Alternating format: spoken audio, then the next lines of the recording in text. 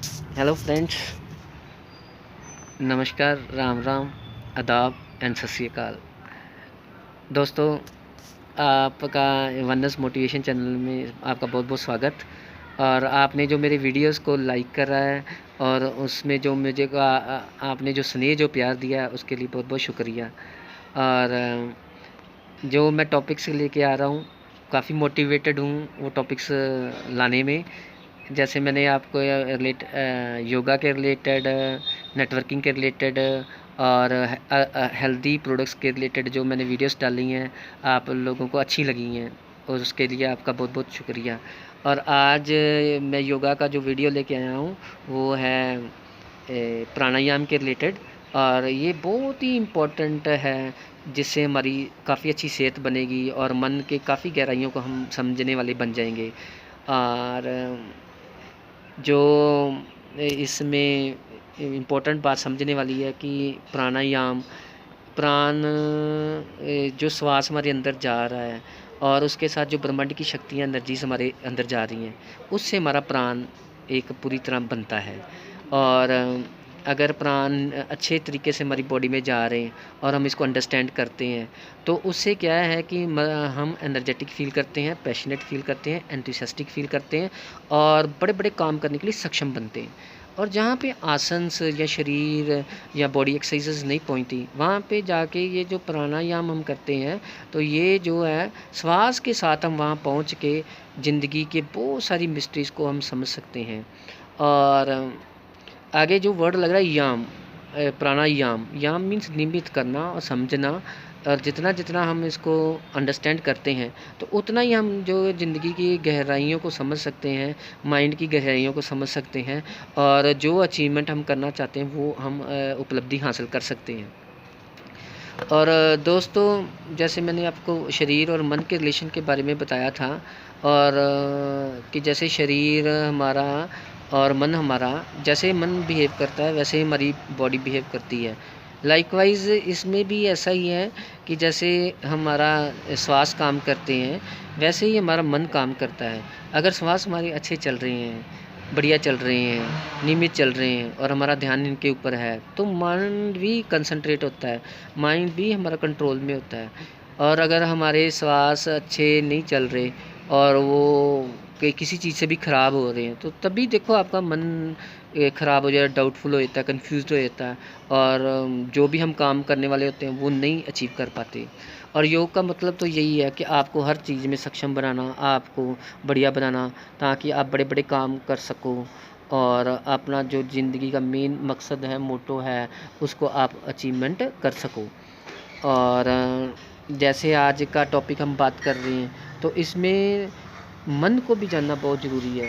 मन के जो स्तर हैं या मन की जो लेयर्स हैं, उसके बारे में ये है कि हमारे 7 स्तर होते हैं मन के। Conscious mind, subconscious mind, unconscious mind. और बहुत सारी वीडियोज़ हैं, वो कॉन्शियस माइंड, सबकॉन्शियस माइंड के रिलेटेड तो है ही हैं। लेकिन अनकॉन्शियस माइंड, जो अनटैप्ड माइंड है, जो अंधेरे में जाने वाली बात है, जहाँ पे हम जाना कई बार डिफ़िकल्ट लगता है, इतना करेज नहीं होता वहाँ पे जाने के लिए कि रास्ता पता नहीं लगता कि क्या आगे आएगा क्या नहीं आएगा, तो इसलिए रुके रहते हैं वहाँ पे। और ज़िंदगी का है कि पूरा जब तक मन नहीं अंडरस्टैंड होता, अंधेरे में भी क्या है और बाहर भी क्या है, अंदर भी क्या है, तो बहुत बड़ा नॉलेज, ज्ञान नहीं हमें मिल पाता, तो सक्सेस अचीव करना थोड़ा डिफ़िकल्ट हो जाता है। और अब आज मैं जो बात करूँगा, जैसे conscious mind, subconscious mind and unconscious mind, उसके आगे आता है सुपर कॉन्शियस माइंड। ये ज़्यादातर सुपर कॉन्शियस माइंड बच्चे का आता है। और बच्चा जैसे कितना कोमल होता है, इनोसेंट होता है, तो सुपर कॉन्शियस माइंड जैसे ना भगवान से साथ उसका ट्यूनिंग है और कोई भी उसके अंदर विकार नहीं होता, कोई द्वेष नहीं होता और सभी को अच्छा लगता है। तो ये जो लाइफ उसकी होती है बड़ी ब्लिसफुल होती है। और हम भी चाहते हैं, चाइल्डहुड मेमोरीज देखते हैं जब हम जब बच्चे बनना चाहते हैं हम, इसीलिए तो ये भी बहुत अच्छा माइंड है। और आगे जो अनकॉन्शियस माइंड पे मैं बात करने वाला हूँ, वो समझना बहुत ज़रूरी है। जैसे कलेक्टिव अनकॉन्शियस माइंड इसके आगे आता है। ये आप लगा लो कि ती ए, ए, 4 5 पाँचवा माइंड है collective unconscious mind. Collective unconscious mind में ये होता है कि सभी मिल के जो एक्ट करता है माइंड हमारा, अगर ये किसी के लिए काम करना स्टार्ट कर जाए तो फिर भी अचीवमेंट बहुत बड़ी बन जाती है। और यहाँ पे पता नहीं होता कि किस किस के मुंह से क्या क्या बातें निकलती हैं, उसके मन से क्या क्या बातें निकलती हैं। ये पूरे सोसाइटी का बिहेवियर होता है, जैसे पूरे एक देश का बिहेवियर होता है, जो हम कहते हैं कि ये कलेक्टिवली ये सारे एक हैं। और जैसे प्राइम मिनिस्टर मोदी जी बने हैं, हमारे प्राइम मिनिस्टर बने हैं, सभी जगह से उनको रिस्पॉन्स अच्छा आया कि ये बन जाए, और ये लीडरशिप इतने बड़े लेवल पे हुई। ये था सारे कलेक्टिवली असर हुआ, कलेक्टिव माइंड का असर हुआ। जैसे अमिताभ बच्चन जी के लिए भी कलेक्टिव माइंड्स के असर हैं, सचिन तेंदुलकर जी क्रिकेटर हैं हमारे, उनके लिए भी कलेक्टिव माइंड है। मीन्स सभी के मन में है कि इनके लिए दुआएं निकलती हैं, ब्लेसिंग्स निकलती हैं। इसलिए जितनी भी दुआएं ब्लेसिंग्स हम बड़ी लेवल पे ले सकते हैं, तो कलेक्टिव माइंड जो है हमारे एक्टिवेट होते हैं। और प्राणायाम जो श्वास को जानते हुए हम वहाँ तक की अचीवमेंट ले सकते हैं, वहाँ तक पहुँच सकते हैं। जितना जितना हम अपने स्तरों को जानते जाएंगे, हम उतना उतना अचीव करते जाएंगे। आगे आता है हमारा कॉस्मिक अनकॉन्शियस माइंड। ये उससे भी बड़ा होता है। ये समझ लें प्रकृति पूरी इसमें काम करती है। ये तो हम कलेक्टिव सोसाइटीज़ की बात कर रहे थे, या कबीलों की बात कर रहे थे, या कुछ राज्यों की बात कर रहे थे। ये कॉस्मिक अनकॉन्शियस माइंड तो पूरा प्रकृति उसके साथ काम करती है, हवाएं उसके साथ काम करती हैं, सूर्य उसके साथ काम करते हैं, चंद्रमा उसके लिए काम करते हैं। जो ये कॉस्मिक अनकॉन्शियस माइंड के स्तर में जाते हैं, जो इसको समझते हैं, तो इतना हम्बल हो जाते हैं, इतने इनोसेंट हो जाते हैं, सभी का भला चाहते हैं वो लोग। जैसे ऋषि महर्षि महापुरुष, इनके लिए कॉस्मिक अनकॉन्शियस माइंड भी इनके लिए काम करता है। जैसे इसमें भी एग्जांपल से समझते हैं, ध्रुव जी जब मेडिटेशन करते थे या ध्यान प्रक्रिया करते थे, जंगल में जाते थे, तो उनके लिए जंगल के जानवर भी उनके साथ उनकी प्रोटेक्शन करते थे। जैसे वो शेर के साथ खेलते थे। ध्यान की प्रक्रिया के लिए वो ट्रीज़ भी उनके साथ काम करते थे। जैसा महात्मा बुद्ध जी को रियलाइजेशन हुआ, कहते थे कि ट्री के नीचे रियलाइजेशन हुआ, मतलब वो जब मेडिटेशन करते थे, चंद्रमा को देखते थे, तो उनका ध्यान लग जाता था वहाँ पे। तो ये सारी चीज़ें प्रकृति भी काम करती है इनके लिए।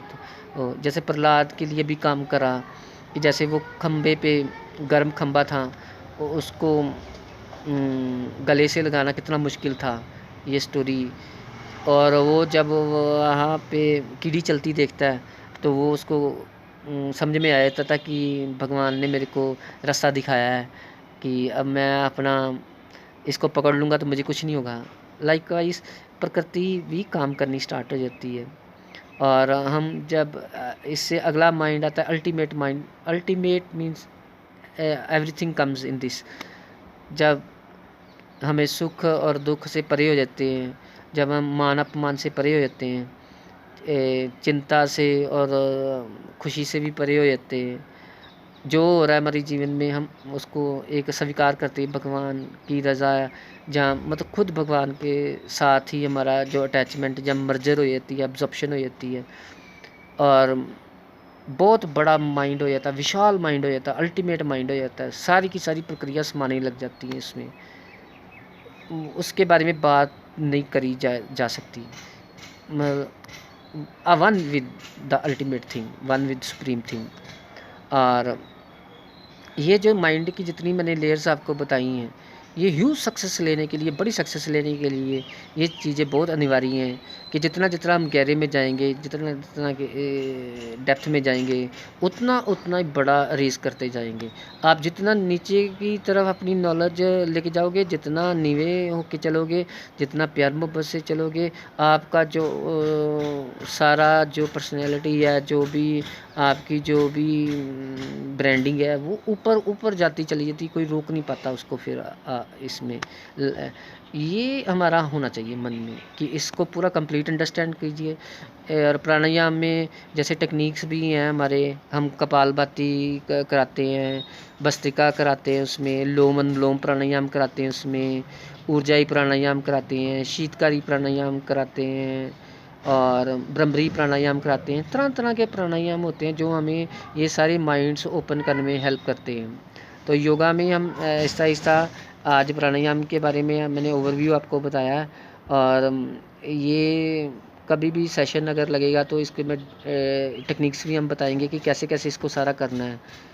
तो ये सारा होप करता हूँ आपको काफ़ी अच्छा लगेगा, काफ़ी आप इंजॉय करोगे इन सारी चीज़ों को। और वनस मोटिवेशन की तरफ से हमेशा ये रहेगा कि आपके लिए हेल्दी चीज़ें लेके आएँ, वेल्दी चीज़ें लेके आएँ और आपकी वेलनेस का पूरा ख्याल रखा जाए। और हम सब लोग एक बढ़िया एक समाज निर्माण करें, एक अच्छा रिलेशनशिप बनाएं, हमारे काम में भी हमारी सक्सेस बने और एक अच्छे सिटीजन, एक अच्छे नागरिक बन के उभरें हम, और very happyful and wonderful amazing life हमारी बने। अब ये वीडियो को यहीं समाप्त करते हैं और आपका दिन शुभ दिन रहे। और ये लाइक भी करें आप इसको, अगर अच्छा लग रहा है तो इसको शेयर भी कीजिए, इस चैनल को सब्सक्राइब भी कीजिए ताकि ऐसी इन्फॉर्मेशन आप तक जल्दी जल्दी पहुंच जाए। और अच्छी लगे तो इसको ना रोकना नहीं, इस चीज़ को रोकना नहीं, आगे जरूर बढ़ाना इस चीज़ को, कि ये बढ़ेगी और बढ़ेगी। Thank you very much.